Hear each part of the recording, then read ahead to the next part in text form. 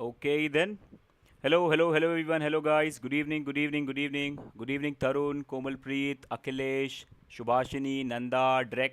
How are you guys? Good evening Manoj, good evening Nanda. Good evening guys, good evening everyone. Am I audible? Can you guys please confirm that? Am I audible? Am I visible to you guys? Is my screen visible? Can you guys please confirm that once? Audible and visible? Okay then, that's great. Good evening Ganesh, good evening Rishikesh. Good evening guys, good evening, and I welcome you all to this. I think today is day 4 or day 5. I think it's day 4, right? Yeah. So, day 4 of this complete Node.js masterclass. And so far, we have learned a lot of things. We have seen how to, how to start building a Node.js application. We have seen what exactly is Node.js and how it works, right? It's technically JavaScript. And also, in the last 2 days, we also created one API from scratch without using any third-party library or any third-party framework, from scratch, and we built it from scratch so that we can understand what exactly goes on inside API internally. So now we know how to handle GET request, how to handle post request, post request, how to handle put request, delete request, and how they work, what exactly is a header, how to send it, how to handle calls. So now we know a lot about how an API works, right, and how to use a testing client to call that API, or how to use a front end to call that API. Now that front end can be any application, right? Now today we are moving on to a next level in our API development journey, because the last API that we created, in that API we were not using a real-time database. What we were using was a file system. We're just having a JSON file, and we were using that JSON file as the source of data. But still, we managed to do all the things like update, delete, with the use of JavaScript programming.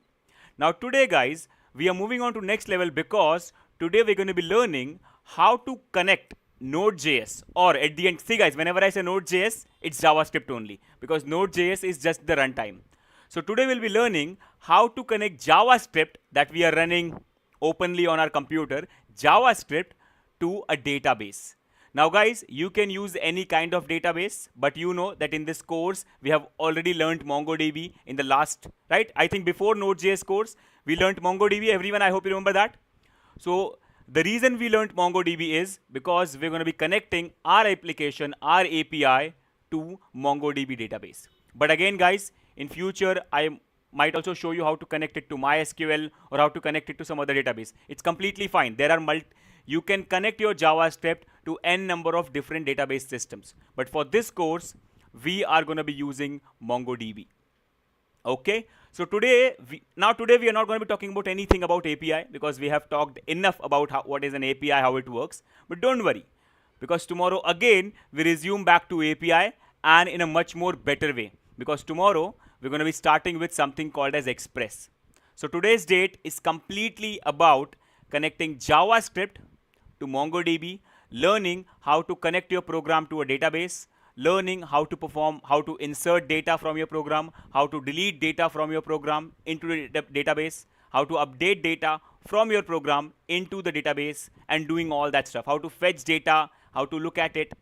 And once we are done with all that stuff, then we will also see how to form a proper project structure, because from tomorrow we'll be actually starting to move on to building a proper API. That's why we also need to learn how to exactly form a project when you're working with JavaScript. What exactly are the folders that we need? What exactly are the files that we need? How to set that up? We'll also talk about that today. And starting tomorrow, we'll be learning Express, and we'll be creating high quality APIs from all the concepts that we have learned so far. Okay? Sir, due to my exam, I have not watched yesterday's lecture. Whether I can watch? Yeah, you can watch today's lecture. Yeah, today's lecture is completely independent of yesterday's lecture. Yeah, so but from tomorrow, before tomorrow, you should go ahead and watch each and every session till now, so that we can continue from tomorrow, because from tomorrow we'll be starting with API development again. Okay guys, so anyway, are we excited for today's session? Because today we're going to be connecting our program to a real-time database, and from now on we won't be using any file system as the source of our data. So guys, are we excited, everyone? Please, can you confirm that? Till the time, I'll just go ahead and just create the folders and the files that we need. So let me quickly go ahead and let's open the folder that we need. So it's, I think, this one, Node.js API development. This is the folder. And here I'm going to create one more folder today. And today I'm going to be calling it as DB. DB work, something like that. You can call it anything, guys. So let's say DB work, something like that. Select. And here we go. Okay. So now, guys, see. Let's, again to understand a little bit more about it. Let me, just open the Jamboard again. Just to get the idea a little bit, just to get our mind clear. Okay. So, guys, I hope you remember this structure, right? That we talked about this. Okay. That you have, okay, let me just create it again because it looks very, messy. So now let's get back to normal. On the first day, what we learned, we will have a front end application which will be running on a server. So let's say this is the front end server. So this was the front end server. Okay. Then our API is running on one more server which we are calling as API server. So all the front end files are here and all my API files are here. Now, so far we have seen how it works. We have seen how to create a server. We have seen how to create our JavaScript file in that. And we have also seen how to create all the API endpoints. We have seen all that stuff. So we know how this thing works completely. Okay. So this was our API server. Nice. All simple, all good. Now, guys, till now, for the data, our API was using just a simple normal file, a simple JSON file. Our API was using a JSON file. So from a front end or from a testing client, the request was coming. Our API was able to understand the request. What is the request? Is it post or get? What kind of URL it is? And it was able to process the request and fetch data or do some work or create data on that file and then send a response back to the testing client or to the front end server. Now what we want to do is we want to remove this file system logic, and now we want a real-time database server, and now we want our API to be connected to a real-time database. So I want my API to insert data in a real database, not in a file. Now, guys, file is also a real database. It's just I want a better database. And now if someone asks for data, let's say if someone now sends a GET request to my API that will give me this data, I want my API to ask the database, give me all the data that you have in your collection, and database will give that data and my API will process it and send it back. So it's just now we are replacing the file with a real-time database. But we are not directly going to learn it with the API. No. First, we will create a normal JavaScript program and we'll see how to use that JavaScript program to connect to this database and work with it. Once we are comfortable and familiar with how our Node.js program or JavaScript program runs with database, works with database, then we can do the exact same things in a real API. Understood the logic, guys? So today we are not talking about API. Today we are simply writing some simple programs and working with database. Tomorrow we can convert those simple programs and we can integrate those programs in our API endpoints. Okay, that is the plan. Okay. Hi Nand, hi Positive, how are you guys? So that is the plan, guys. That is the plan. So far so good. Let's go. And inside this folder, let me create a very simple file called as index.js. Okay, that's it. I'm going to be writing my program here. Okay. Now, guys, if you want to connect your Node.js program, your JavaScript program to a MongoDB database server. Now, guys, we're going to be using MongoDB database server. Okay. Now, for everyone who is new, and if you have not learned MongoDB, this is a very big course that is going on. It's a full stack development course. Just before Node.js, I took a MongoDB course. So please go ahead and watch that. It's on the same channel. Just go back and watch that, and then you can understand this completely. But for everyone who knows, let's get started. And guys, for that, I'll be opening my MongoDB compass. I hope everyone remembers this, right, guys? Our MongoDB compass and all that stuff. So now this compass will be getting connected to the MongoDB server, and I can see all the thing happening on the server on my compass. We also know that we can also do it with the terminal, right, everyone? We can also connect to the MongoDB compass. Sorry, we can also connect to our MongoDB server with a terminal. But we know that terminal is not that good looking, right? It's tough to work with a terminal. That's why we are connecting our compass to the MongoDB server. And so by doing that, we can see whatever is going on with the server. Okay, so this is the URL and connect. Okay, simple. So now for today, guys, I'm connected to my server, okay, and I'm not writing anything on the terminal. You remember, right? We have a terminal here. We're not doing that. Okay. So now I know that I have a MongoDB server. Now, first thing that we're going to be doing is inside that MongoDB server, we are going to be creating a database because I want my application to get connected to that database. Okay, I hope everyone remembers about database and collections and all that stuff. Hopefully, guys, please confirm that once. Everyone remembers that, right? Database, collections and all that. Database is a place where all the related collections are stored. Collection is a place where documents or records are stored. So a product can be a collection in which all the products data is stored. A users can be a collection in which all the user data is stored. Right? I hope you remember that. Nice. So first of all, what I'm going to do is I'm going to create a database on my server through Compass. So I'll click on this plus and let's create a database. So let's call it as, you know, something like API dev demo. Okay, simple name, API dev demo. And by default, you should at least have one collection. So I'm going to call my collection as, let's say, users. Okay, create database. And now I have a database called as API dev demo and a collection called as users. It's not having any data. It's fine. It's good. Leave that, because now, guys, now we know, right? We can open this terminal and we can insert data from here. In this collection, we can insert data by writing commands in this terminal. Or we can also insert data by clicking on this button, add data, and we can insert data from here. But no, we don't want to do that. What we want to do is, we want to insert data in this collection by using our application, our Node.js application. Okay, so let's go. Now, guys, see, to connect Node.js application to a MongoDB server, okay, we need a driver. Almost in every technology, almost in every language, if you ever want to connect your programming language or your software or your program to a database server, you will always need a driver. Everywhere it's required. Okay. The best part is here we don't have to install a separate driver.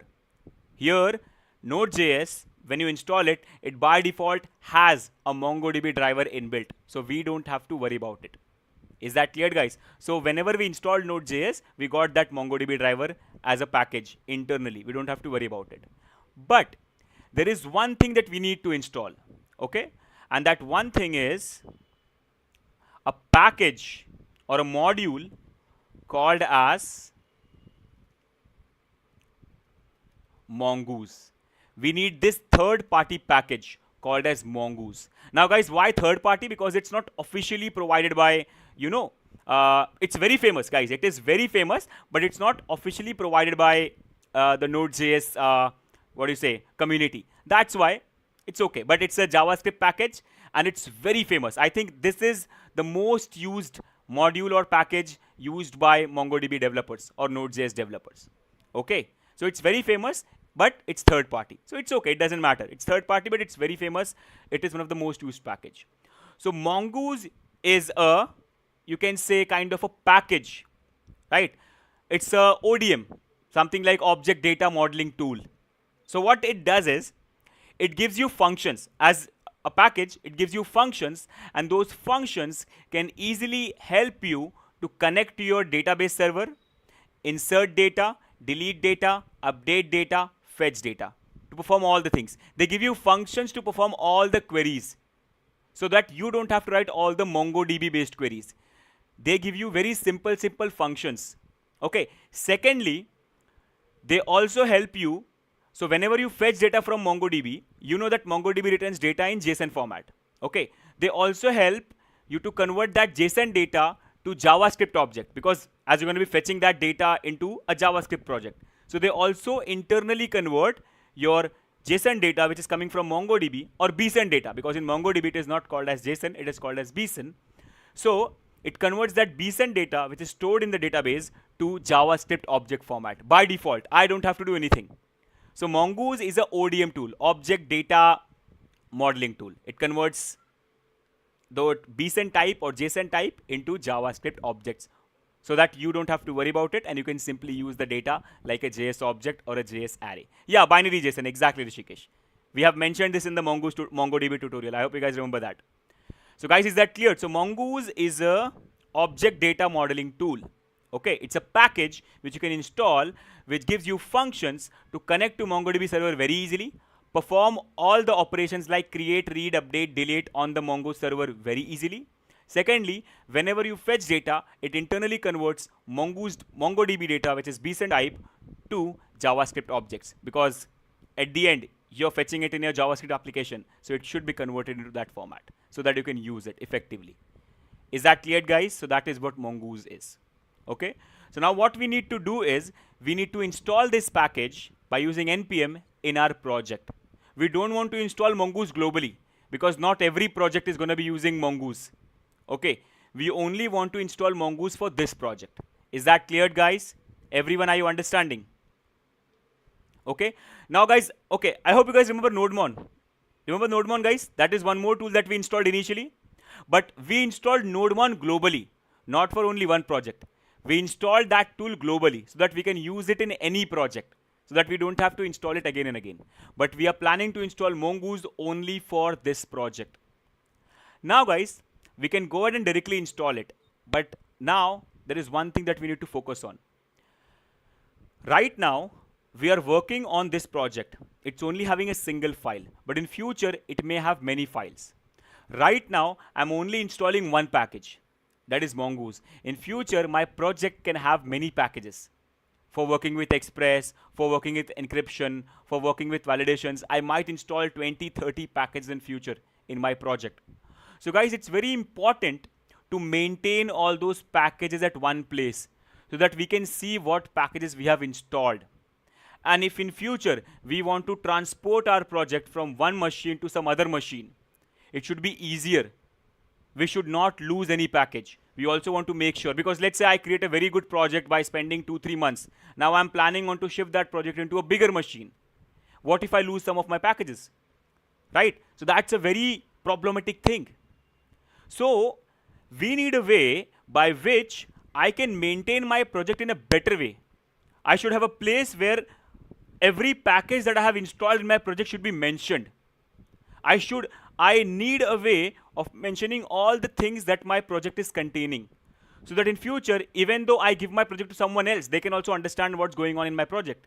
Because guys, in future, when you work for a company, you'll be working in a collaborative environment. Multiple people will be working on a single project. So everyone should know what's going on, what are the packages installed.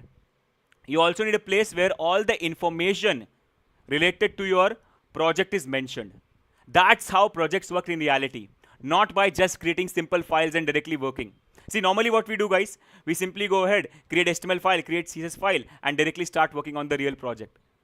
But that's not how things should work. That's not how things work in companies. There, everything is managed. And today, we are going to structure our project in that way. No, you're not late, Rashmika. Good evening, Rashmika. Good evening, and welcome.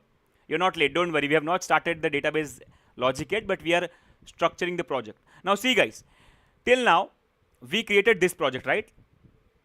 So guys, we are understanding about project structuring. So please focus before going on to Mongoose. So see guys, we created this folder, API fundamentals, right? This was our API project, which was having only 1-2 files, right? 1 or 2 files. In future, it will have hundreds to hundreds of files if it becomes a bigger project. And trust me, it will. It will become a bigger project. Okay, it will have 10, 20, 30 separate packages. Right now, it's not having any, but it might have 30, 40 packages that you're going to be using in future. So maintaining that project, understanding that project, and sharing that project to someone, and that guy also understanding your project will become very tough. If you don't have a proper configuration of your project, if you don't have a place where what your project is, what version of your project you're using, what are the packages installed, you have not mentioned all this, so it will become very tough for other people to understand, and even for you to understand if you look at it after 2-3 months. Okay, so that's why it's always very, very, very important to have a configuration of your project. And to have a configuration, what you need is a configuration file. So technically, no matter in which language you're creating a project, you should always have a configuration file in your project, which will hold the details about what is your project, who is the author of your project, what are the packages you're using in your project, right? All that stuff. Everything, like metadata of your project. information about your project will be placed in that configuration file that can be read by the engines, that can be read by other people, that can be read by the servers for easier understanding and usage. Okay, guys. So let's go. And now, before we start with Mongoose or anything or something like that, let's quickly go ahead and set up a proper project. What say, guys? I hope you're understanding everything. And I hope it's not getting bored, right? I hope you're getting my point, what I'm trying to say, right? So in every language, this thing is there, in every language. But I'm teaching you how to do it in JavaScript today. How every JavaScript project should look like. I'm teaching you that. I'm showing you how every JavaScript project should look like. No matter if you're working with React, no matter if you're working with Angular, no matter if you're working with basic Node.js or you're working with Vue.js, doesn't matter. I'm showing you how everything should look like. So guys, today we are starting a JS project from scratch. It's having one file. You can also remove that file, but let's leave that. Okay, or let's remove it. Let's remove it. Let's start from scratch. How to create a proper JS project. First, create a folder. Done. So what you should do is, you should always go in terminal and run a command called as npm init. Always. This should be your first command. npm init. And now see, it will ask you a few questions. Okay. What should be your package name? Think of package name as your project name. Okay, dbwork. Call it dbwork. That's fine. You can also change the name. You can also give some name here. But let's call it dbwork. Whatever my folder name is, that is my project name. Enter. Version. Okay, this is the first time I'm creating it. So version 1.0.0 is fine. Description. Database connection project. Okay. Entry point. That means what will be your first file. So yeah, index.js. Say it's by default considering as index.js, but you can change it. I can call it as api.js. This is the file I want to be my first main file. But let's say index.js. Okay. Test command. Right now, no test command, so leave that. Git repository. To which Git repository you want to connect your project to? Fine, leave that for now. Keywords, no keywords. Author, let's say I'll put my name here. Saurabh Gupta. Okay. License, okay. ISC by default. And is this okay? Yes. Now what this does is, it creates a package.json file in your project. This is your configuration file of your project, which keeps track of everything going on inside your project.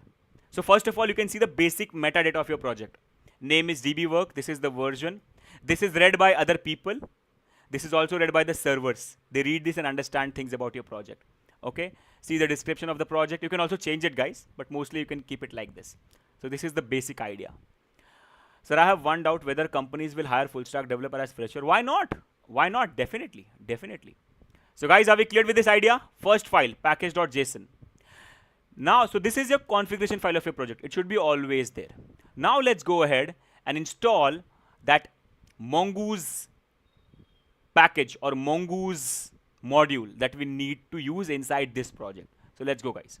So now the command will be again npm install. Now see, again my VS Code is hampering. Okay, it's actually too big, you know, the terminal is becoming too big. See this whole path, but it's okay. Fine. Command is npm install. Let me just, yeah. Now I hope you can see it, guys.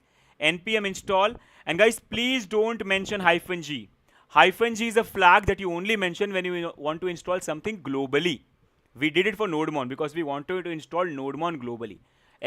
Mongoose, I only want to install it for this project. So npm install Mongoose. So guys, this is the first third-party package that we are installing for our project. Till now, we have used fs module, we have used URL module, but they were all inbuilt modules. We didn't install them, but this is one we are installing. npm install Mongoose. And just press enter. It will take 30-20 seconds. And now guys, you can see the package is installed, but you can also see some things happened in your project. Can you see that, everyone? There were a few more files and folders that were added in your project. I hope you can see that. Okay, and also guys, now let me show you something as well. Now if you open your package.json file, you'll also see there is one more thing added. There is a section called as dependencies that is added. It was not there initially. And in that it is mentioned, your project is using a dependency of Mongoose version 8.0.1. Is that clear, guys? So it also keeps track of what are the third-party dependencies that your project is using. Inbuilt dependencies are fine, but this is one third-party dependency that my project is using. Is that cleared, everyone? So it is also mentioned here. Okay, and what is this new folder that we got? Node modules. That is the place where all your dependencies are stored that your project is using. Okay, so if you open that, you can see your MongoDB is stored there. Okay, can you see that, guys? But you can see there are many more folders. So guys, please try to understand this, that your dependency that you have installed is also a small project created by someone. Your dependency is a library, right? Mongoose is a package. It's a library. That means it's also a collection of code which is written by someone else, right? So they have also created files and folders for that. So all those files and folders are here now. So this is the files and folder related to all Mongoose. But guys, trust me, you don't have to do anything about it. Just leave it. Just remember that node modules is the folder where all your dependencies live. Everything is stored there. Not the inbuilt ones, but the things that you have installed. Cleared, guys? Everyone? Okay? And you also have a package lock.json. So in package.json, only your dependency and its version is mentioned. If you go to package lock, see, this is your main dependency, Mongoose. But Mongoose itself is a library. Internally, it is using some more dependencies. Mongoose itself is a library. It's a small project created by someone. So that project might also be using some other dependencies, right? But that is not mentioned here. In package, only the main dependency is mentioned. But in package lock, every dependency that you have installed and all the dependencies that installed dependency is also using, that is also mentioned here. That means you have installed Mongoose. That's your main dependency. But Mongoose is also using some more dependencies internally. The idea or the information about each and every dependency in your project is mentioned here. No matter the one you have installed, no matter the internal ones which the installed dependencies are using. Everything is mentioned here. And not only the simple information, their integrity, their encryption code, everything, everything is mentioned here. You can see their link is also mentioned here. Okay, so you can see that. So see, we only installed Mongoose. So if you search for Mongoose, it's mentioned here. See, Mongoose. You installed this version. These are all the... Now see, your Mongoose is internally using these dependencies. See that? Which we have not mentioned. In package.json, only Mongoose is mentioned. That is the one we installed. But in package lock, your Mongoose is mentioned, and it's also mentioned which dependencies it is also using internally. And information about those also mentioned here. See that? And if they are also using something, that's also mentioned. So everything till the end, till you reach to the final code, is mentioned in package lock. So guys, these two are your configuration file. This is your main configuration file. You can see it like an overview. This is your detailed config file about everything that is there in your project. Is that cleared, guys? Everyone, hopefully these two files are cleared.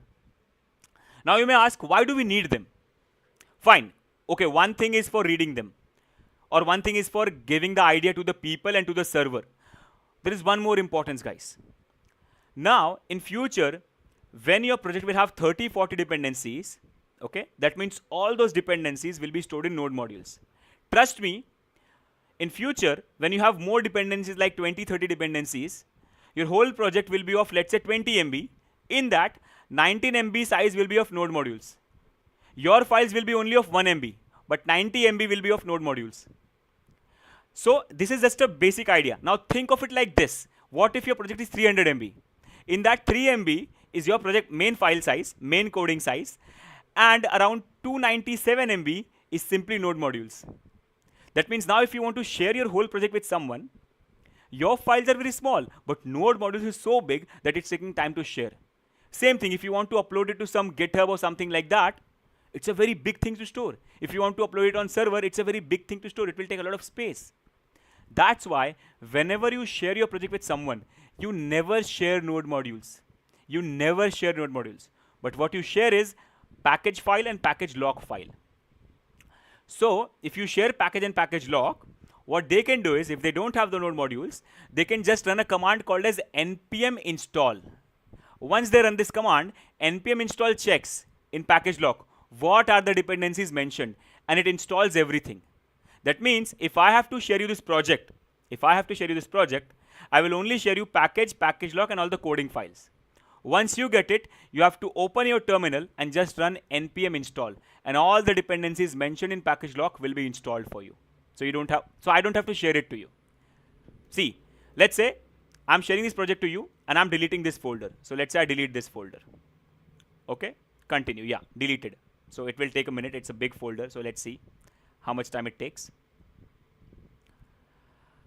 It's taking a little time. Okay. Let's give it some time. But guys, before that, everyone, are we understanding everything, guys? Please tell me. Sir, in big companies like Amazon, etc., do servers run continuously in one system? Yes. Yes, Rishikesh. That's what the server is online means.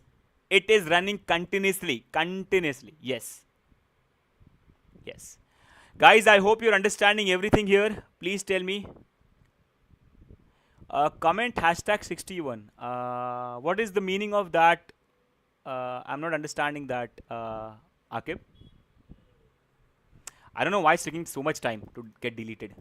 Oh, see, permission. I'm sorry, guys. I didn't see that. I'm really sorry. Yeah, delete permanently. Gone. I'm really sorry. Yeah. I saw that now. Yes. Okay, fine. Now it's gone. So now if I share this project with you, you have to just open in VS Code or in a normal terminal and just run npm install. Just run this command. This command will go in package lock, read everything, and just install everything that is mentioned there. And see, the exact same thing you got. I don't have to share it to you. You got everything back. That's why this package lock and package are important. To have configuration, to increase readability, to help the server understand about your project, and to also manage the dependencies properly. And that, guys, is a basic setup of every JavaScript project that you create. That's why, guys, when you learn React and everything, and when you install those projects from internet, you will always see these three things there. A package file, a package lock file, and a node modules file. Always is there. Okay, Akib, understood. Okay, thank you. Okay, guys. So got it, everyone? Now then, after this setup, sir, if we have an API key, how to hide that because it's not safe to share? The hiding API key is, see, if you're in a code, you can't directly put it in your code. Don't hard code it, but you have to keep it somewhere. Either you encrypt it or you keep it in some environment file which is hidden, right? But at the end, you have to put it on code. So to hide it, there are multiple ways. Either keep it in an environment file or you keep it encrypted and only decrypt it while using it. You can do something like that. So you cannot hide it completely. There's nothing like complete safety, but you can try your best to keep it hidden and fail safe and hack safe. Okay, so guys, let's go and let's create our first file then. Okay, so let's call it as index.js. Okay, simple file. Guys, please focus. And now today we are using Mongoose. So let's first of all require Mongoose. So requires const, and the package name is Mongoose. And again, guys, this is just a variable, so you can call it as mon. It's up to you. But as I always like to give it full name, Mongoose. So guys, Mongoose package is there. And now let's try to connect our JavaScript program to a Mongo server. Ready, guys? Everyone? Let me mention it here. Connection to Mongo server. And guys, I hope the speed of the lecture is also fine. Nothing is fast, nothing is too slow. Please confirm that as well. So let's do the connection, everyone. So now, guys, to connect your program to a Mongo server, the command is use the Mongoose object dot. It gives you a function called as connect, in which you have to pass the URL of your server. Okay. Now let me show you how to get the URL of your server. So if you open your Compass, guys, you will see this is mentioned here, right? This is the URL of your server. Your Compass also gets connected to Mongo server only. Compass is just a tool. As we have learned in MongoDB, guys, Compass is just a tool. Mongo server is installed in your PC. You can connect it via your Compass and see things. You can also connect it via terminal and see things. You can also connect it via your application and see things. Simple. You can also connect your Compass to any global server somewhere else. Right now, we have a local Mongo server. In future, that can be a Mongo server residing online, but that's also fine. You can change the URL. But right now, I want to connect my application to my local Mongo server. And the URL for that is the same, this one. So let's copy this. And also let's keep the compass connected so that we can see things. Okay. So here you'll mention the URL. MongoDB : localhost : the port number. One more thing, guys. Slash also mention the database that you want to use. So this is the Mongo server I want to connect to, slash the database that you want to connect to. So I want to connect to which database, guys? API dev demo. I want to connect to this database. So mention the name of this database as well. So API dev -demo. And that's how you do it. That's it. Connection is done. Now, guys, to confirm, remember that this connect function returns a promise. See that, guys? If you can see it, it returns a promise. I hope you can see that. It returns a promise. And we have learned, right? We have learned promises in a better way. So we know there are two ways of handling promises, either by using async await or by using then and catch. So we'll use then and catch because that's what we have learned very intensively. So it is returning a promise, and we have learned if anything is returning a promise, you can directly apply .then. So if the connection is successful, then is called. A promise is resolved, and we know that whenever a promise gets resolved, then is called. So here we can just mention console.log connection successful. And if the promise is rejected, so if something happened, you can have a catch here. So catch, you can also see the error if there is some error. So just let's, just print the error. So console.log the error. So if the connection is successful, we'll be printing connection successful. So guys, should we test it, everyone? Sir, why we want package.json? Because we define the dependencies name on package. See, Sarma, again understand. In package.json, we only mention the main dependency. That, okay, fine, we installed Mongoose. So only Mongoose is mentioned. But Mongoose itself is a library. It is a project created by someone. And internally, it is also using some more dependencies. So package.json is like a main file, where only the main dependency is mentioned that you have installed. Package.log is a descriptive file. Everything that your project is using, main dependencies and all the dependencies that the main dependency is using, everything is mentioned there. Is it clear, Sarma? Okay, I hope you're clear with this. So guys, let's test this code. So let's run this file with using nodemon. So nodemon, okay, see, I don't know why this happens. Every time my terminal is behaving like this. I think it's, okay, let me just close the sidebar. It's actually getting very big, This whole folder. I think I should change the name of my folders a little bit. But it's okay, fine. Let's go and let's run it. So, okay. Nodemon index.js. Up and running, and guys, see, we got the message. Connection successful. That means now our program is connected to the Mongo server. And now we are ready to go ahead and do operations. Are we cleared, guys? Okay. And also one more thing, guys. I'm going to be covering all the important things that we will be needing for API development. But if you want to learn more, I will give you some links where you can learn more about Mongoose, because there are tons of functions. And right, we can't cover everything, but I'll cover the most important ones, which we'll be using a lot. But if you want to learn more about it, I'll give you the link where you can, research and practice and do all that stuff. Okay. But yeah, we'll be covering all the important ones that we regularly use. So guys, connection is done, and now let's go ahead and let's do the first thing, that is creation of a record. So we have a collection, right? Okay, no, we can't do the creation of a record directly. No. Now guys, so first step is connection. Now second step, to start working with Mongoose, to start connecting Mongoose to a Mongo server and start working with the collections and inserting data, updating data, deleting data. The second thing that you need is something called as a schema. So whenever you're working with Mongoose, and if you want to start working with a collection and start inserting data in that, the first thing that you need is a schema. You have to define a structure of what the data will look like that you're going to be inserting in the collection. So I hope you remember schema, right? We also learned about schema in MongoDB when we were only learning MongoDB. But here, let's talk about that again. So now, on my Mongo server, I have a collection, right, called as users. Okay. Now, if I want to insert some data in this, or if I want to put some data or want to work with some data using Mongoose from my Node.js program, the first thing is I have to define a schema. I have to tell Mongoose how my data will look like, which I'm planning to insert, how many properties it will have, what will be the type of properties, all that stuff. Like schema is like a structure of how the data will look like. So I can mention it here. Structure of how the data or the document will look like. Now all the people who are coming from MongoDB, they will know it, but for all the new people, guys, schema is simply the structure. Okay, you'll understand it better once I create it. So what you have to do is you have to create a variable. So let's call it const. Let's give it a name called as user schema, because we are going to be storing data in user collection. So I'm calling it as user schema.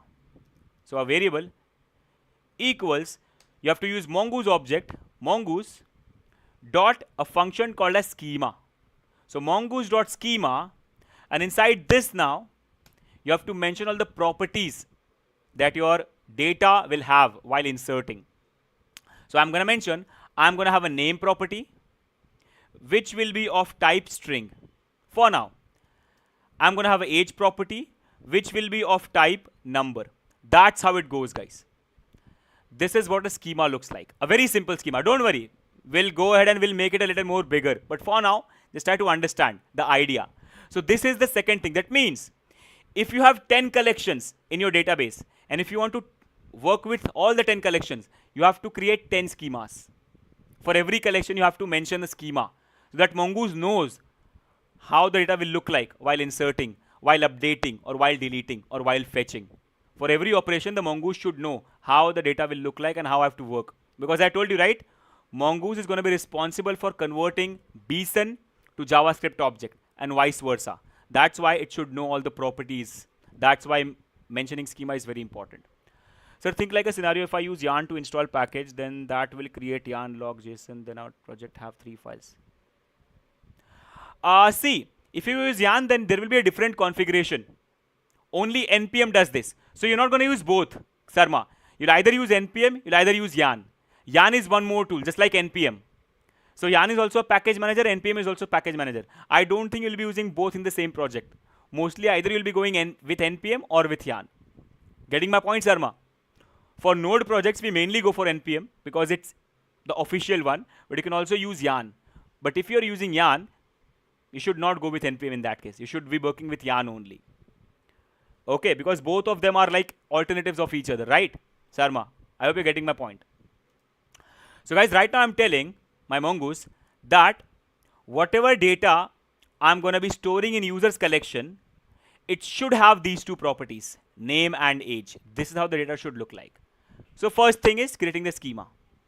Now second thing that you need, okay, so this is our schema. Second thing that you need is something called as a model. Now a model is simply an object which gives you all the functionalities that will help you to work on this collection. Now guys, if you remember, from terminal, if you wanted to work on this collection users, you did this, right? First, you should select the database. Then we are doing this, db.collection name. So let's say users. So db.collection name dot whatever it was, right? Create or insert, something like that. Correct, guys, everyone? That's what we did. db.collection name. But in my program cannot directly work on the real collection. It's not possible. My program cannot directly use that collection name because this collection is existing in my database server. My program cannot use that collection. So here we create a model object which knows which collection I want to connect to. So model is a connection between your program and your collection. Okay. And whatever you do on the model object will happen on the collection directly. Okay. And model is also something which keeps the relationship between the schema and the collection. So the collection knows what kind of data is going to come. So that Mongoose knows what kind of data to be stored in this collection. Let me show you. So to create a model object, again a variable, let's call it as user model equals, you have to do mongoose dot model. And to this model, you have to give two things, tell this model which collection to work on. You should work on users collection. Guys, this name should be exactly same as your collection name. So I'm telling this model that whatever I use you for, you should do every operation on this collection. And while doing anything on this collection, please follow this schema. So that's what you're saying here. So now you have created a model. So guys, model is simply an object. Model is simply an object which gives you all the functionalities to work on the collection by following this schema. So it's an object which gives you all the functions to work on the collection. So while creating the model, you simply tell this is the collection I want to work with and this is the schema you should follow. So while doing anything on this collection, this is the schema you should follow. Now this object will give me all the functions like create, insert, update, delete, which I'm going to be using, and whatever I do will directly work on this collection, will happen on this collection. Is it clear, guys? So it's like a object which keeps the relationship between your program and your collection and the schema as well. Is that clear, guys? Everyone understood? Please tell me. Okay, let me show you a document actually. Wait. Let me show you a document. Yeah, this is the one. See? So this is a very simple document. Now it's a little, if you read it, it will look very complicated at start, but don't worry about it. This is one place where you can find every information about Mongoose and how to work with, so our database cell. So now here it might be mentioned somewhere. Models. See guys, the model represents a collection of documents in the database that you can search. So basically model is a representation of a collection. Because you can't directly work with the collection, you have a model which is representing that collection. Understood? So it's like a connection between your collection and your program. Got the idea, guys? And also it holds the idea of the schema, that this is the schema that we should follow. Understood, everyone? Okay, and see here, creation of schema is also mentioned here. If you go here, see. But it's a big schema, don't worry. We'll also go to that. I'm just right now showing you a very simple collection. So very simple schema. So guys, schema, model, and we are ready. Now we can perform insert, update, delete. So that means if you have 3 collections, you need 3 schemas and 3 models. If you have 10 collections, you need 10 schemas and 10 models. That's the idea. Okay. So now then, guys, let's insert a new data, everyone. Shall we? So inserting data. But first of all, we need a data. Now we know that whatever data will come from a testing client or will come from a real front end, it will come as a JSON, which will be converting into JS object. That means at the end, our data will be in a form of JS object, which might look like this. Let user equals name Saurabh and age 26. Now guys, see, this is a JS object. Right? Right now I'm hard coding it, but I hope you understand. In future, this data can come from a client, from a real front end or from a testing client. It will come as a JSON, and for operations, we'll be converting into JS object. So at the end, it will look like this. Here I'm directly hard coding it because we don't have a API logic here right now. Okay? So a very simple object. I want to insert this data in my collection. How to do that? For that, guys, we have done the setup. Our program is connected to the server with the proper database that we want to work with. We have the schema and we have the model. So now what we have to do is we have to simply use this model. So user model dot, it has a function called as create. That's it. And inside this create, you just have to pass the JavaScript object. That's all. User. And this create function returns a promise. So if it has worked, then it will resolve, and you can print like console.log data inserted.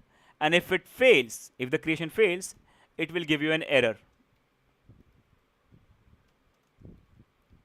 Okay, which you can print here. So console.log the error. And guys, not only error, it also gives you back the document. So here I can, let's say, something like I can just mention data. So I also want to see what it gives back once it is created. So let's also print that. Console log the data. So guys, that's how creation works. Simple function called as create, in which you can pass your JS object, and then if it is done, then will be called and some data will be back. We'll see what that is. If there's some problem, you can see the error in catch. Is that clear, guys? That's how it works. And you can already see you got the message data inserted, because right now it's running when I save it, right? And see, you also got this back. Name Saurabh, age 26, and you can see that internally ID is also generated. Understood, guys? And you can also go on the server and refresh and see.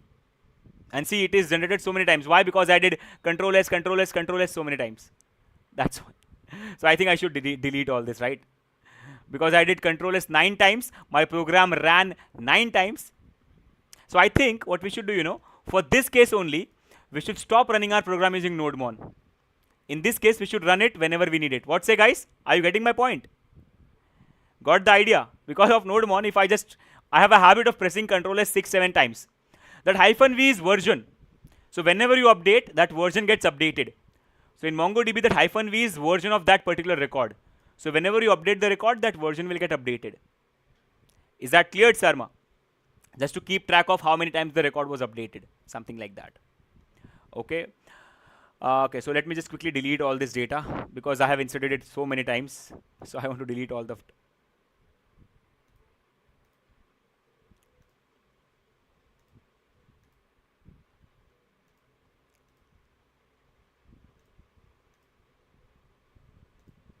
last 2 remaining.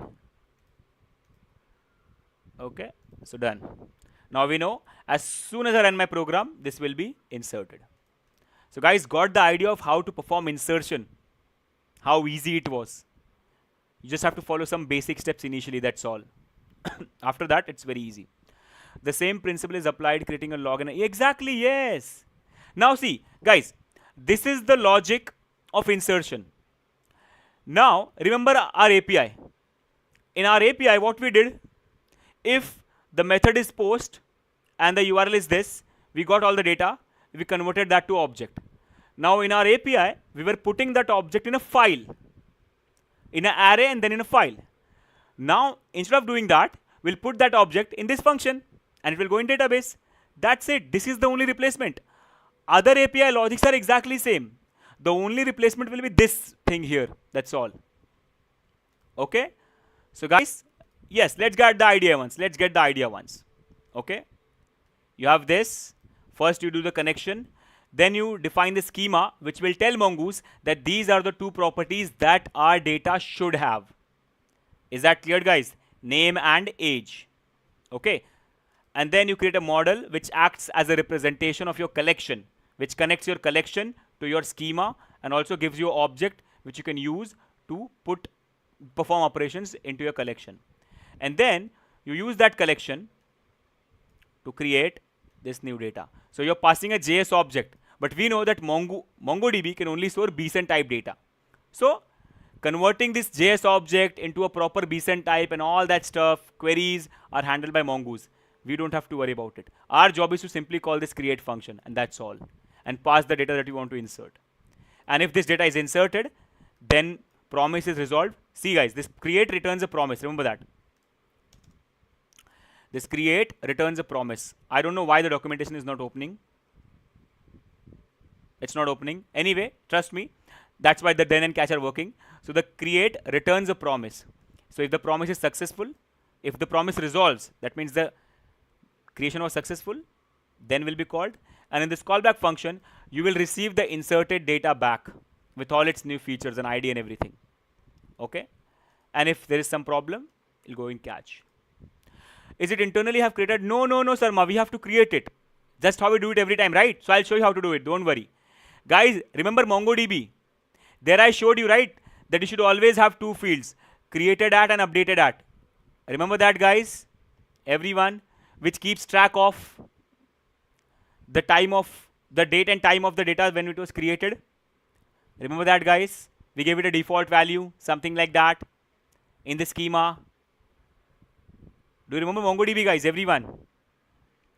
So don't worry, we can also do that here. I'll show you. Because in this case, we are working very less with our MongoDB server. we are working very heavily with this schema. Okay, so we'll do everything here. Now it's correct time. Let's go ahead and let's do more things. Okay, so now let's do some really cool things in the schema. First of all, guys, tell me, is everything till now understood to you? Guys, everyone, can you please confirm that? Till that time, I'll have some water. And if you have understood, please just like the video. If you have understood, please don't forget to like the video, guys. Please don't forget to like the video. And also, if you're new, please don't forget to subscribe to the channel, guys. We are very close to 2.5K. Not very close. We still need 300 people. I think more than 300 people to reach to 2.5K. But hopefully, let's target that at least by end of this course, we'll be reaching at least 2.3K or 2.4K. Okay. So guys, now this schema is very small. And it is just saying that, okay, it should have name and age. It should not be like this. In this schema, guys, you can do a lot of things. You can also define validations. And you can have different type of data. Sir, please repeat if possible. What do you want me to repeat, Komalpreet? Can you please tell me? What do you want me to repeat here? Because we have done a lot of things. So what do you exactly want me to repeat? And guys, if you don't know promises, things will get a little tough because everything is asynchronous from now on. So please, please, please watch my asynchronous JavaScript course on this channel only, where we have understood promises in detail. Sir, please hit a simple login and sign up. Yes, in the project we'll do that. Don't worry. See, Komalpreet, see, nothing is happening. First, we have established a connection with the database. So our program is connected to the correct database that we want to work with. Second, we have created a schema. The schema makes sure that whatever data we are inserting, that data should have the properties. See, we have this name and age. So here I am mentioning name and age. So the schema is to understand that whatever data I'm inserting, our data should follow these rules. Schema is like a structure for the data. Rules and regulations for how the data should look like. Okay. So my data should have name and age. That's why I've mentioned here. And model is simply an object which creates a connection between your program and your collection. So I have mentioned the name of the collection. So whatever I do with this model object will directly impact the collection. Okay. And this create is an inbuilt function. This create is an inbuilt function that comes from model. So inside this user model, I can call this create function and I just have to pass my object. And this object will be created there. As you guys can see, if I run this program now, it will be created. If I run this program node index.js, as soon as I run this program, see, then worked, we got our data back, which is printed here, and we also got the message data inserted. Okay, and in MongoDB you will see, here we go, it's here, the data is here. Can you guys see that, everyone? Komal, have you completely understood this now? Please tell me. So now we are inserting data. See, the exact same thing, if we wanted to do directly on MongoDB server, we use the terminal, right? We did this, db.users.insert1, and here we passed the object. But right now we are not doing this. We are inserting a document from the program, and the way is this. You have to create, you have to do the connection, you have to create a schema, you have to create a model, and that model only will give you functions. Okay. Now let me show you one more thing, guys. What if I don't follow the schema? So I have only mentioned name and age. What if, let's say I try this. I try adding an extra property which I have not mentioned in the schema. Let's see what happens in that case. Okay. So let's say I mention city. I want to see what happened because right now our schema is very weak. It's not validated properly. It's very weak. So let's try. Let's try to insert city, guys. Okay. So now we have to run the program again. Yes or no, guys? We have to run the program again. Let's run it. Done. Now can you see that, guys? Everything got inserted, but there is no city. See that? We got the name, we got the age, but there is no city. Understood why schema is important. It helped us to avoid an extra insertion. So if someone tries to forcefully insert something wrong, something bad, it will not allow that. Because in schema you have mentioned what are the properties allowed. Understood the use of schema, guys? So if someone tries to adulterate the data by mixing some extra properties, it will not allow that, because in schema it is mentioned only name and age. So model will only allow the data which follows the schema, because you have told the model that this is the schema you have to follow. Okay?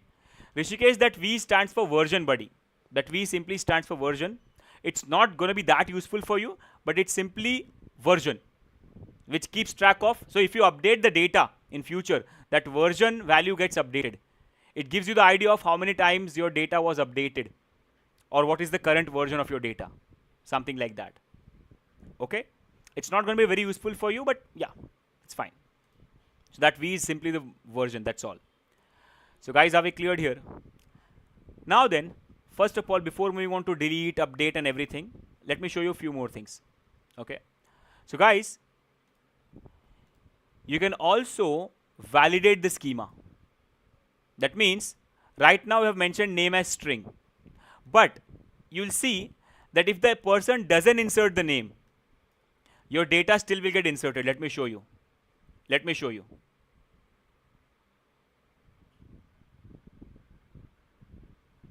Sir, in MongoDB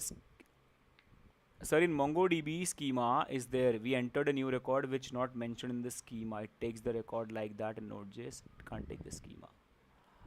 I'm not fully understanding the question, Nanda, but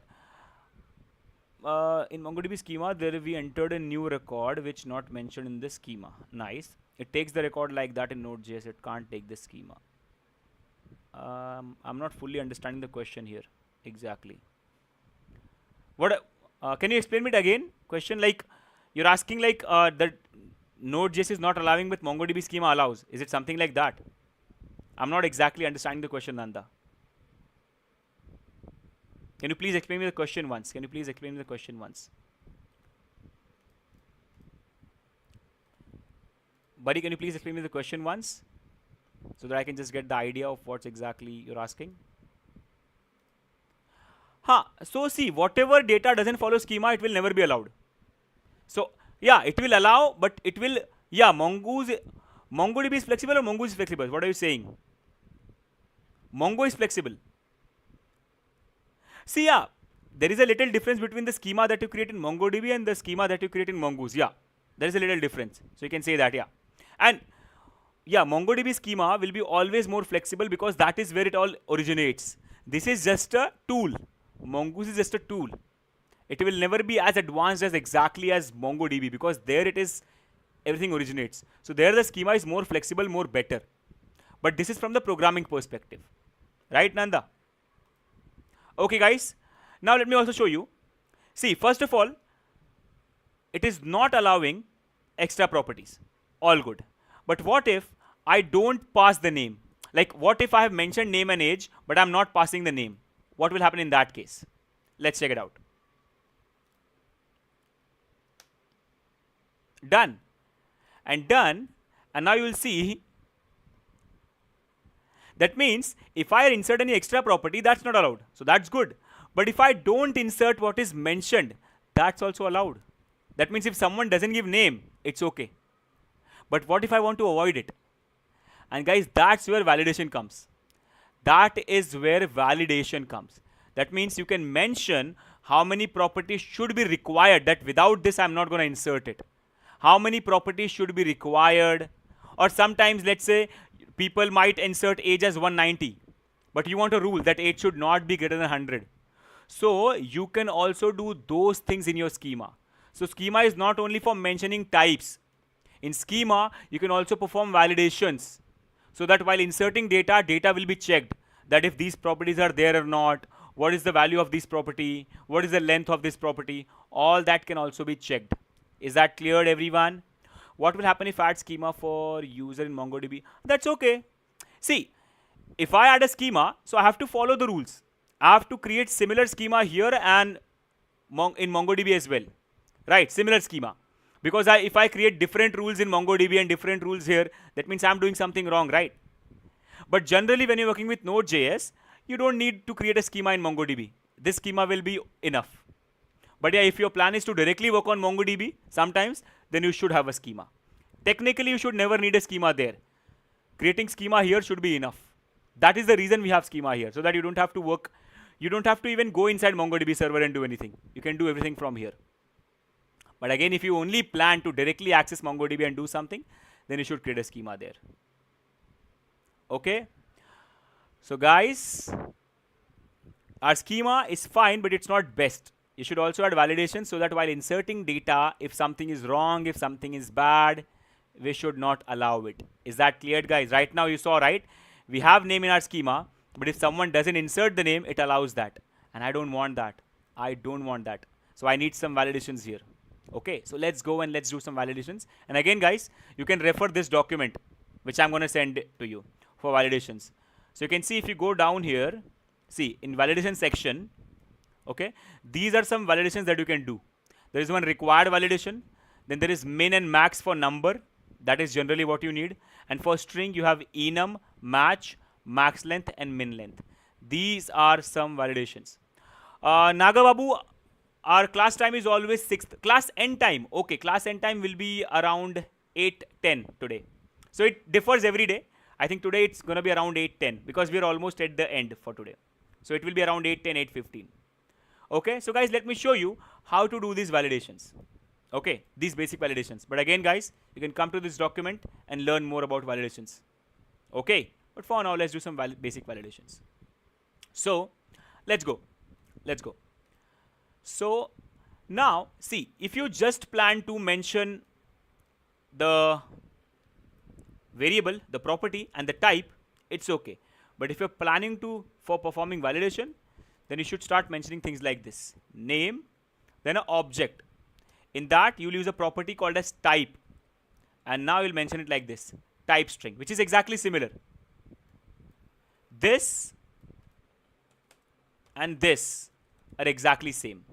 So if you're doing this, just write it in one line. But you have to follow the structure if you're planning to do more things. Like for example, you want to perform, you want to make name required.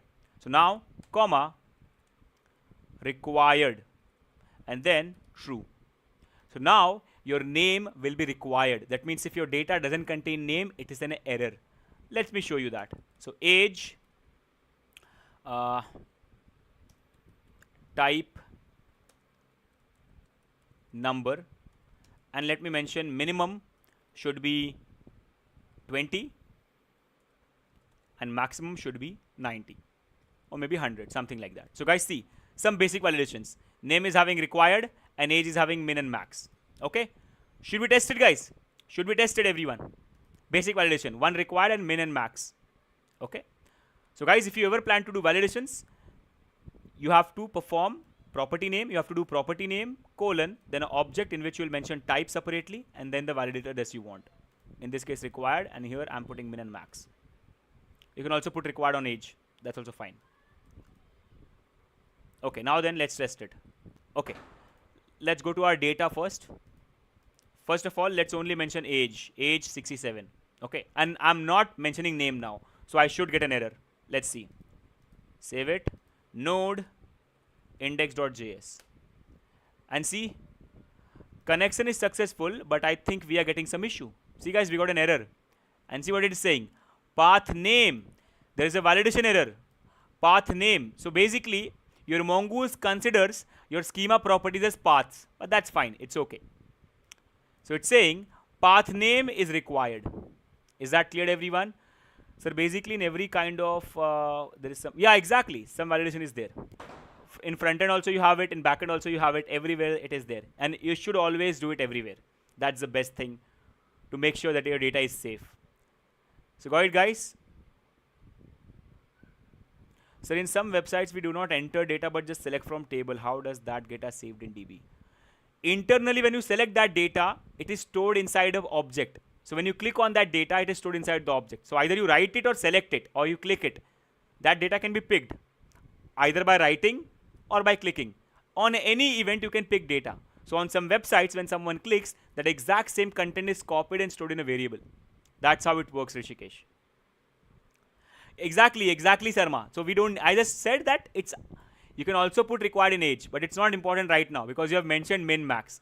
So you don't need to put required, because min is 20. So if you don't give any value, it will give an error, definitely. Right. Just wanted to tell you that it's there, available. Okay. So got it, guys, everyone? Understood? Also now, let's put a name. Let's put a name. Let's put a name now. And let's make a mistake in age. So name, let's say something like Nanda. And let's try age as 101, which is failing now because age max is 100. I'm putting at 101. Let's try it now. Save it and let's run the program again. And again we got an error, guys. See, application crashed. Path age 101 is more than maximum allowed value of 100. Understood, guys? You're getting proper errors here. So got it? How to perform basic validations. And see, right now the error messages are defined by the program. You can also put your own messages. So in that case, you can do this. So if you want to put your own custom messages, minimum, then make an array here. In the array, first value should be your minimum value. Second can be the error message. Like this. Minimum should be, or minimum is 20, something like that. In required also you can do that.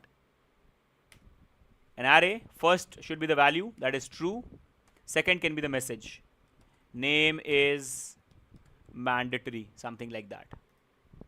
Okay. In Max also you can do it. I'm not doing it, but just trying to show you that it's allowed. So if you ever want to give your custom message, like here, it's a system generated message, this one. But if you want to custom message, then you can do this. Let me show you how it works. So let's remove name for now. And let's see if it is working. Something like this. And let's see if it is working, guys. Let's run the program again. And see, now you got a message. And see, now you got your custom message. Is that clear, guys? You're not getting that system generated message like path and all that stuff. Now you got your custom message, that is name is mandatory. Understood, guys, everyone? I hope you got the idea, guys. And just like that, you can do many more validations. Okay. So required here. You can also have min length, max length. For example, let's say I have a password field. Okay. Now password should be of type string only. So type string. Here, let's say I'm putting max length. So min length and max length. So min length. So that means password should be at least of this much characters. Let's say something like, 8. So min length 8. Here also you can define a custom message. So min length 8. And custom message should be minimum length is 8. And you can also have max length. So max length. Let's say it should be 12, something like that. So maximum should be 12, something like that you can have. Okay. Is that clear, guys? Everyone understood the basic idea? Then you have one more way of validating. That is, let's say you're having something like, role of the user. So let's say my company only allows 3 roles or 4 roles. There are only 4 roles allowed in my company. That is admin. Okay, what, guys, you suggest me some roles, guys. Suggest me some roles. Come on. I can't think of any. Suggest me some roles. So type string. Come on. Okay, let's say admin. Then let's say, what else? I'm unable to think of any roles right now. So, yeah, this class will be uploaded. Yes, this class will be uploaded. Kamadi. Don't worry. This class will be here only. Okay, got it. So let's put, okay. So now, guys, let's say my company only allows 3 roles. Admin, manager, and let's say HR. Admin, manager, and HR. Okay. So you don't want anyone to insert any other role than that. So what you can do is you can use a enum. Enum means collection of constant. In programming, enum means collection of constants. Simply speaking.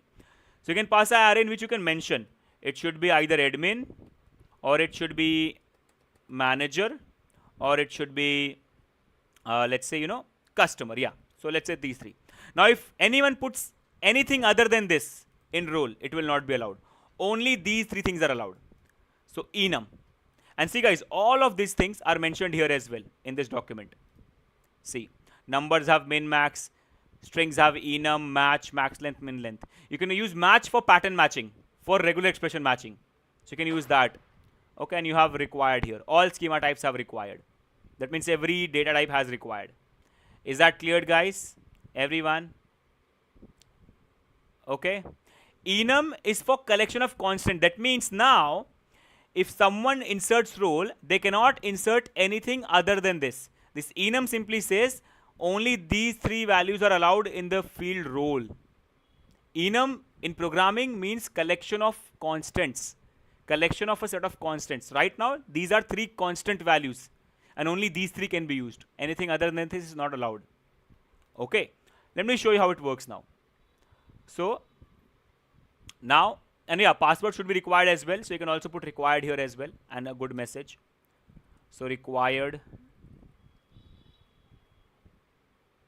true. We use match if you want to. Exactly, Rishikesh, exactly. Just like in JavaScript we learned, right? Matching regular expressions. Same thing. So match, and you can pass a pattern. It should have one uppercase, one lowercase, something like that. So you can pass the expression there. Okay. So let's say required, and password is mandatory, something like that. Okay. So now let me show you. See. So now if I create a data here, let's say name Saurabh, password, let's say something. Okay. And let's say now guys see what I'm trying to say about that enum. Enum simply means, Akhilesh, first of all, never get confused. Enum simply means collection of constants, that's all. Okay. Sir, instead of array we use if else. Where? No, we don't use if else here. Only if we apply a function, then only using if else is possible. Otherwise, no, we don't use if else here.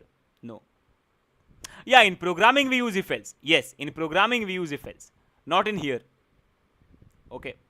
Now guys see, if I try role as, let's say something like ABC, which is one role that I don't have. Okay. So as I said, that only these three roles are allowed. Only these three collection of constants are allowed. But I'm putting as ABC.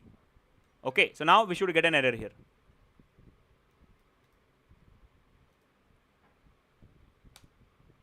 See, ABC is not a valid enum value for path role. Understood, guys? But if I put admin, then only it's fine. That means admin is one of the three constants that I've mentioned here. Is it cleared, guys? Everyone, are you getting the whole idea here? Please confirm that quickly. And now if I insert, it should be all good and done. And now if you see your database, see Saurabh, password, role admin, age 78 and all good. Is that cleared, guys? Everyone, hopefully we are cleared with this. Okay, and guys, please, you can refer this document for more things, okay? Please don't forget to refer this document for more things. You can also see examples by clicking on these things. You can see some examples here as well. See. So this is the official Mongoose documentation. This is the official Mongoose documentation where you can see what to do, how to perform a basic validation, all that things are mentioned here. Okay. So again, it's very deep and normally you won't need these many things, but just showing you the places where you can come and see things. Okay. Normally you won't need all of it, but just wanted to show you that something like these things are there. Okay. Mostly you won't be requiring them every time. So guys, I hope you got the idea of basic insertion, everyone. Is basic insertion cleared? That Mongoose looks like a rat. Let me see. A little bit. I think they're only using the face here. So yeah, a little bit maybe, yes. Okay. So guys, got the idea, and please refer to this documentation if you want to learn more. Like if you want to learn things in deep, because there are many ways mentioned here. Okay. But technically you won't need all of it at once, but just wanted to show you. Now see here, there are some things mentioned as well. But don't worry, I'll teach them. I'll teach them to you. But just wanted to show you that these things are there. And guys, see, right now we are not planning to learn everything in Mongoose. we are planning to learn all the fundamentals. Right now our aim is to learn all the fundamentals. But when we actually start using it, we'll learn some more things as well according to our requirement in the project. Is that clear, guys? Because if I just bombard you with everything, then it will be confusing. Fundamentals first, then while doing the actual project, we can learn more about these things. Okay? Now guys, insert is done. Let's try to fetch data. What say, guys? Let's try to fetch data now. And fetching is very, very simple, guys. Again, guys, for everything you need that model. That is the reason we created the model object. Okay? So, fetching data. Okay, let's go. So, user model, the function is find. That's all. That's it. And this find function also returns a promise. So, dot then, if everything is working. And your data will come in this callback functions parameter. And you can print it here, console.log data. And if there is some issue while fetching, then you always have a catch in which you can print the error which is coming in the callback function. And guys, please, if you don't know a lot about promises, please learn promises first, because everything that we're going to be learning from now on will be based on promises and asynchronous. And that's it, guys. Tell me, was it not simple, everyone? Was it not simple? See, always remember, whenever you want to work with database, there are 3 simple steps. Connection, schema, model. After that, everything is just calling simple functions and handling promises. Now let's see if it is working, guys. Let's see if it is fetching data from our collection. And here we go, guys. You got all that data here. See? Everything that you inserted in here, you got all that stuff. Cleared, everyone? And yeah, proper validation. Yeah, it's important, Komal, yes. So guys, got the idea, everyone? I hope you're getting the point. Okay? Now, you can also mention this here, like, if you want only some related data. Now, guys, I hope you remember your MongoDB lessons. In MongoDB, I showed you how to specify conditions, like I only need the data with name Saurabh or this and that. So you can mention that here. Right now, it's find means get all the data. If you want all the people whose name is Saurabh. Now, see, guys, in this case, I have Saurabh, I have Komal. So I have 2 Saurabhs and 1 Komal and 1 without any name. So let me mention that find only the people whose name is Saurabh. So now it should only fetch 2 data because there are only 2 people whose name is Saurabh. See, only 2 data now. See that? 1, 2. See? 1, 2. That's all. Okay? So you can mention it like that as well. Is it clear, guys? Everyone, I hope you're understanding. Okay? And guys, just like find, we also have something called as find one. Okay? And guys, again, you can find out everything on this documentation. Like, for example, if you search for find one, see, here we go, find one. Okay? Find one is simply, it will only give you one data, the first occurrence. So instead of find, if I use find one here, it will only give me the first Saurabh that it finds. That's all. So if I run this now, see, only the first Saurabh. That's all. Only the single object. Not array of objects, only the single object. So find and find one. Mostly you'll be using find and applying conditions inside the bracket. And don't worry, guys. Right now it is fundamental. We'll be learning more about it. Don't worry at all. Is it cleared, guys, everyone? I hope you're understanding, guys. I'll be mentioning all the variations here. One without anything. And one with this thing. And one, the find one example as well. And guys, see, I'm only mentioning name. You can also mention ID, age. Based on whatever property you want to find, you can mention that here. It's up to you. Based on whatever property you want to find data, it's up to you. Is that cleared, guys? Everyone, hopefully it is cleared. Okay? Hopefully. Now, you can also sort the data based on age. Like, for example, again, in this documentation, you can see that. Let me just show you that. See, the reason I'm showing you from this documentation is so that you can also get the idea how to search for things. So again, now if you search for sort, see. Now here it is done via query. Let's search it on here. Okay, let's see, do we have any other? Okay, it's not mentioned here directly.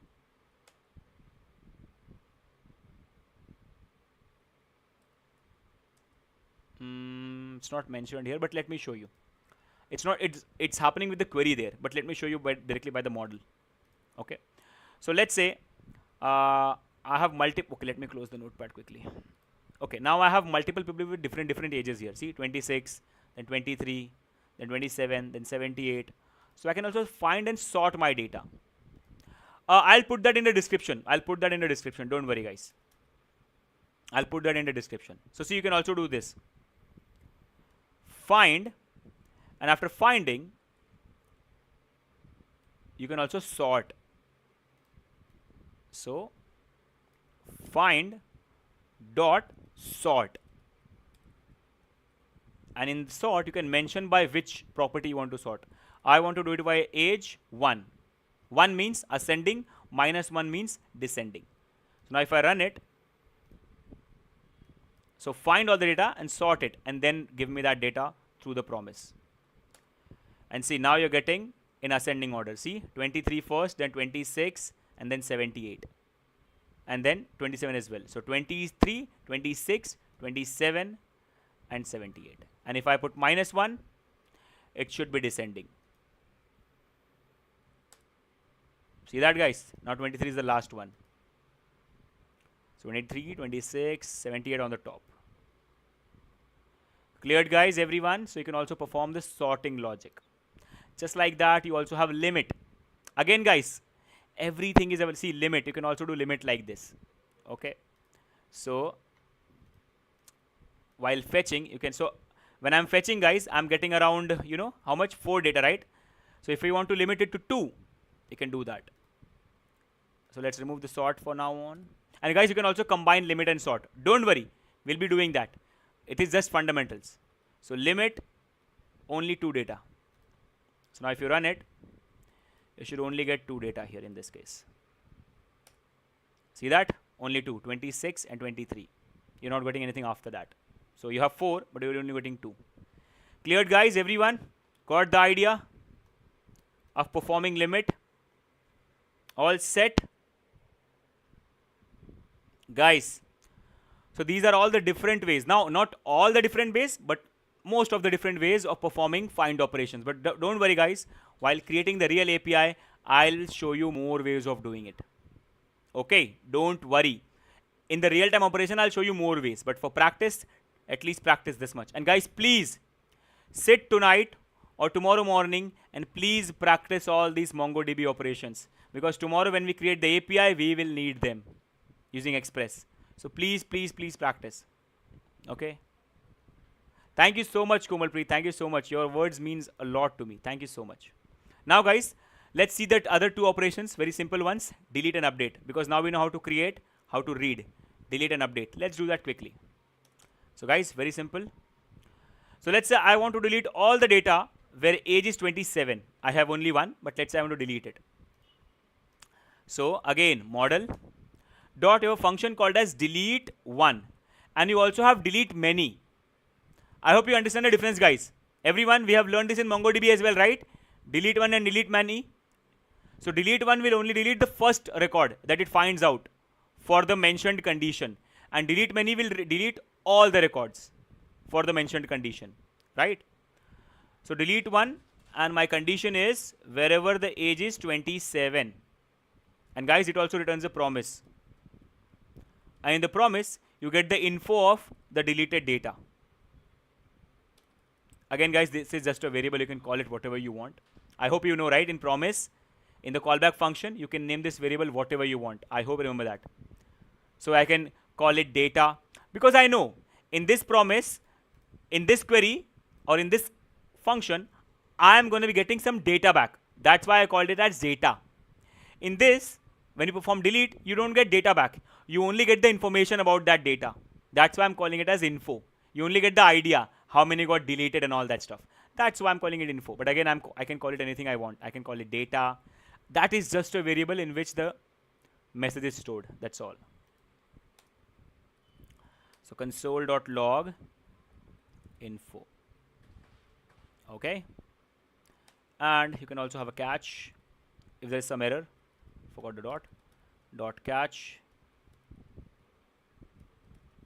and you can print the error. So console.log error. So let's see guys if this is getting deleted or not, and let's see are we getting the info or not.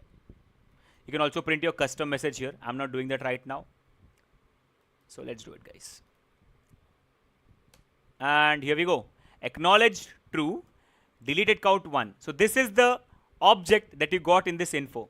That is why I didn't name it as data, because I'm not getting any data, right? I'm not getting any of my documents or records. I'm simply getting information that your query was acknowledged and one record was deleted. Now if you check and refresh, see now I only have 3 records, Saurabh, Komal and Saurabh. We don't have the person with the age 27. And guys, you can also use delete many. So let's say I want to delete all the people whose name is Saurabh. Yes, I'll show you, Rishikesh, don't worry. I'm keeping it for the end, don't worry. I'll show you, don't worry. If I've mentioned it, I'll definitely show you guys, don't worry. Let's talk about delete many ones. So let's say I want to delete all the people whose name is Saurabh. So guys, what to do for that? Name Saurabh, that's all. Delete many. See guys, if I mention delete one, only the first Saurabh will be deleted. Only the first Saurabh which our query finds which will be deleted. If I mention delete many, all the Saurabhs in my collection will be deleted now. Okay. And if you ever want to delete Saurabh, now see, I have 2 Saurabhs. One is having age 26 and the other one is having age 78. So if you want to delete the Saurabh with age 78, you can also mention multiple conditions. Name Saurabh, age 78. So now this will delete the Saurabh whose age is 78. So you can also mention multiple things like this. But in this case, we are just checking for delete many. So let's do that. So guys, let's test it. Now we should be only left with Komal after this. And yep, deleted count 2. Amazing. Let's see. Here we go. Now we only have Komal. Understood guys? Everyone? So delete one and delete many. Now guys, everyone, let's do the final thing, which is updation. So let's update Komal's age from 23 to let's say 30, something like that. Okay. So let's do that. And guys, again for update, you have update one and update many. Very simple operation. And guys, see, literally every operation is just returning a promise. So don't forget about then and catch. Okay. So again, user model dot update one.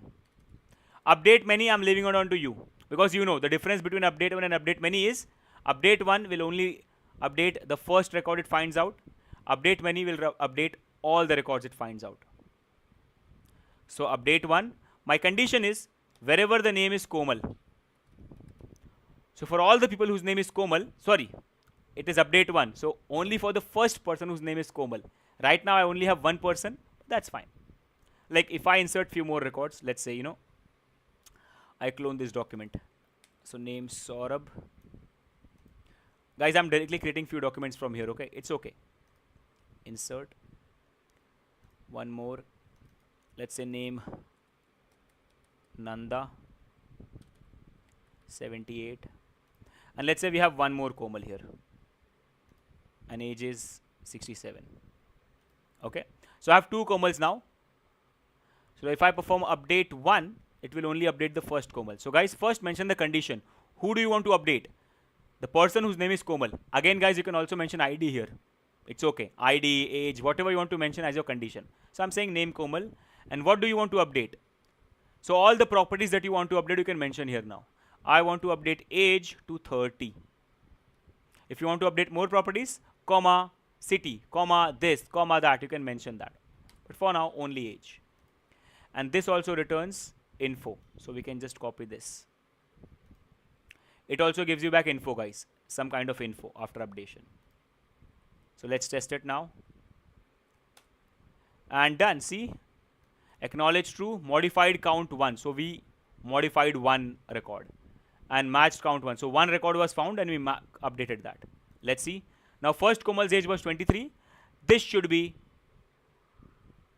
30. Here we go. 30. Last Komal is still same. If I do update many, then all the Komals will be updated now. So I want all the Komal's age to be 100. Okay, just for testing, guys. Don't worry, Komal. It is just for testing. Okay, so let's run it now. Done. Modified count 2 records. And see now this Komal is also having 100 and this one is also having 100. Is that cleared, guys? Everyone? So understood all the basic fundamental operations, guys. Update one, update many. Delete one, delete many. Find with limit, find with sort, find one, find normal, and create. In most of the cases, these things should be enough. But don't worry, guys. These are only fundamentals. I have not shown you the real power yet. So tomorrow when we actually start creating our real API using Express, I'll be showing you a few more operations. So by the end, you'll be at least knowing 10, 15 operations regarding this Node and Mongo. And after that, it's upon to your practice. Okay. Now, guys, one last thing for today. As I've told you in MongoDB, when we were learning MongoDB, or in any database, in your collection, in your table, no matter which record you're inserting, every record should have 2 columns, created at, updated at, which will keep track of when the record was created and when the record was last updated. Whether you're working with SQL, no SQL, doesn't matter. So how to achieve that using Mongoose? So guys, in Mongoose, in your schema, at the end, where your schema ends, create one object and just put one flag variable called as timestamps, and pass true. That's it, guys. If you just mention this, from now on, every record that you create, so let's create one record. And guys, you don't have to pass any date or something like that. Just from now on, every record that you create, so let's say we are inserting Thor. From now on, every record that you create, even though you have not mentioned date properties, it will by default take created at, updated at 2 columns internally. Just mention timestamps true. So once your schema object ends, at the end, you have to mention it. That means the second parameter of your schema function. That's all. That's it, guys. Let me show you now. Let's insert this.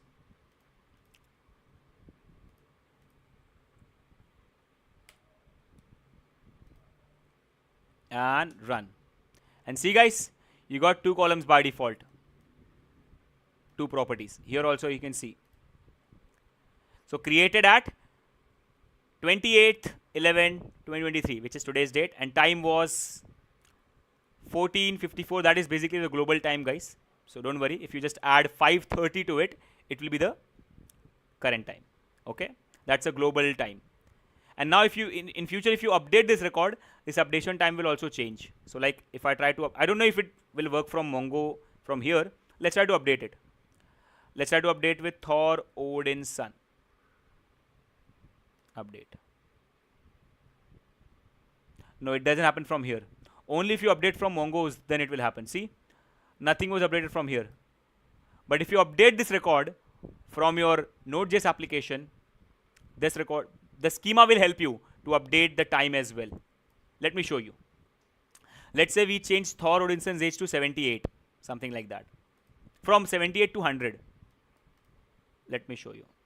So let's comment this. Okay.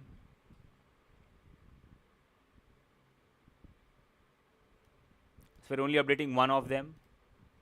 So update one, where name is